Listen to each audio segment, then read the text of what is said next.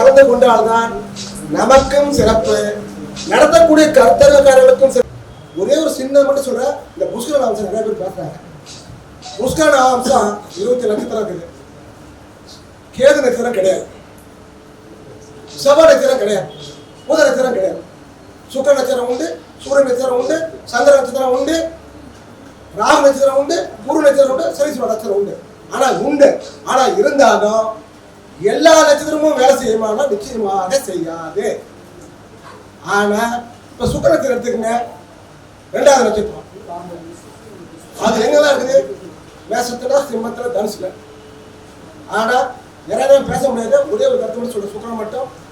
அங்க 2வது நட்சத்திரம் பரணி, சிம்மத்துல பூரா 2ஆம் மாதம், தனுசுல பூரா 2ஆம் மாதம்.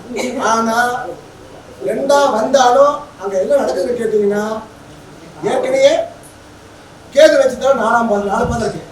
சுக்கிரன் 2 பாதம், 3வது பாதம், சாரி சுக்கிரன் 3ஆம் பாதம், புஷ்கர அம்சம். அப்ப 7ஆ வந்திருக்கு.